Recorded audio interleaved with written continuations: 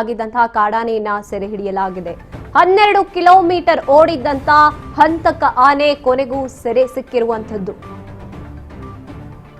ದುಬಾರೆಯಿಂದ ಬಂದಿದ್ದಂತ 5 ಗಜಪಡೆಗಳ ಕಾರ್ಯಾಚರಣೆ ಸಕ್ಸಸ್ ಆಗಿದೆ. ಮಲೆನಾಡು ಭಾಗದ ಬೇಲೂರಿನಲ್ಲಿ ಸೆರೆ ಸಿಕ್ಕಿದೆ ಹಂತಕ ಕಾಡಾನೆ.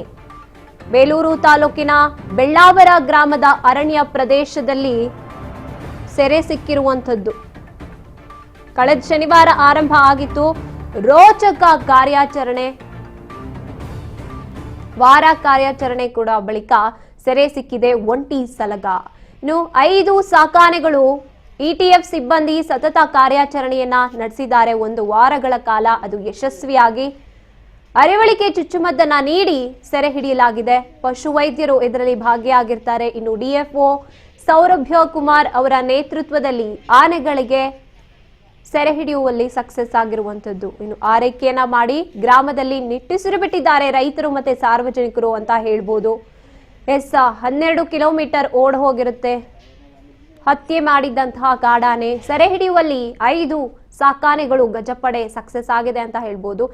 ಈ ಬಗ್ಗೆ ಮಾಹಿತಿಯನ್ನ ನೀಡ್ತಾರೆ ನಮ್ಮ ಪ್ರತಿನಿಧಿ ಶಿವರಾಜ್, ಎಲ್ಲೋ ಒಂದ್ ಕಡೆ ಗ್ರಾಮಸ್ಥರು ನಿಟ್ಟುಸಿರಿನ ಬಿಟ್ಟಿರುವಂತದ್ದು ಈ ಒಂದು ಗಜಪಡೆ ಸಹಾಯದಿಂದ, ಇದ್ರ ಬಗ್ಗೆ ಹೇಳೋದಾದ್ರೆ.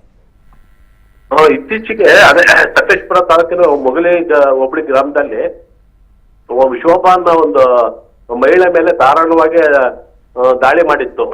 ಸೊ ಇದ್ರ ಹಿನ್ನೆಲೆಯಲ್ಲಿ ಅರಣ್ಯ ಇಲಾಖೆಯವರು ಭಾರಿ ಸೀರಿಯಸ್ ಆಗಿ ಅಂದ್ರೆ ಭಾರಿ ಗಂಭೀರವಾಗಿ ಅದನ್ನ ತೆಗೆದುಕೊಂಡು ಈಗ ಕಾರ್ಯಾಚರಣೆ ನಡೆಸಿ ಯಶಸ್ವಿಯಾಗಕ್ಕೆ ಕಾರಣಕರ್ತರಾಗಿದ್ದಾರೆ.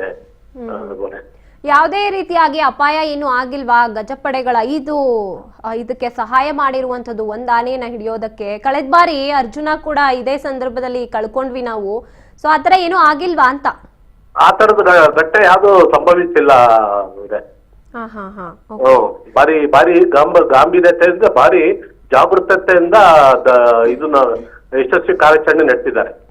ಓಕೆ, ಹಾಗಿದ್ರೆ ಕಾರ್ಯಾಚರಣೆ ಸಕ್ಸಸ್ ಆಗಿದೆ. ಎಲ್ಲಿಗ್ ಬಿಟ್ರು ಆ ಆನೆನ ಅಂತ? ಅದನ್ನ ಬೇರೆ ಒಂದು ಇದಕ್ಕೆ ಬಿಡ್ಬೇಕು ಅಂತ ತೀರ್ಮಾನ ತಾಂತಾ ಇದ್ದಾರೆ ಅರಣ್ಯ ಇಲಾಖೆ.